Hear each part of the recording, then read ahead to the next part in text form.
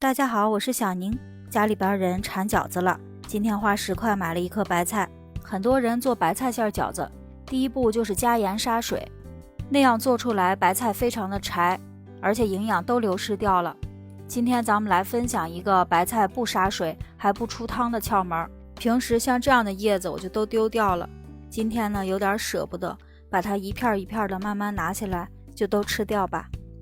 取白菜的时候这样整片整片的取，剩下的这个白菜呢咱们不要去根儿，直接呢从上往下这样给它套一个塑料袋，不要套严实，立在墙根阴凉的地方就可以保存很长的时间了。整片的白菜叶子呢给它清洗干净，不要掰开，避免营养流失。控干水分，再拿上一刀肥瘦相间的2师兄，改刀切成小块放到绞肉机中，把它绞成有颗粒的肉馅，不嫌累的也可以用手剁。放到盆中直接加入盐、13香、3勺生抽、1勺老抽、1点蚝油，先把它拌匀。接下来绞肉机中加入姜和水，打一个姜汁儿。1斤肉馅大概是2两水，分次慢慢加入，吸收掉了以后再继续加，顺一个方向这样搅拌，直到把肉馅拌到这种粘稠拉丝儿的状态。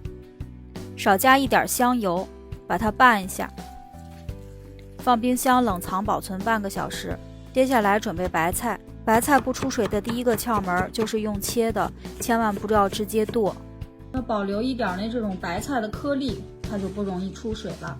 切好的白菜放到大碗中，白菜不出水的第二个窍门就是加上50克的香料油，料油的配方呢在屏幕上。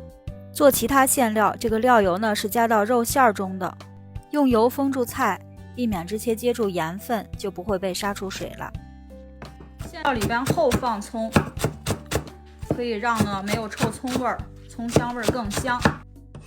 把它加到冷藏好的肉馅里，先拌一下，再加上白菜，然后拌匀。这时候你会发现肉馅呢非常的黏糊，怎么拌都不会散。这样拌的馅呢特别的粘稠，看里边呢一点都不会出水，但是馅料呢也汁水丰盈。看一下馅料的粘稠程度，特别的好。包好的饺子皮薄馅大，隐隐透着汁水，我们夹开看一下，超级鲜嫩，保留了白菜的全部营养，里边的汤汁充盈，不但肉馅能打水，白菜还不用挤水。只要记住这2个小窍门，你也能行，喜欢的快试试吧。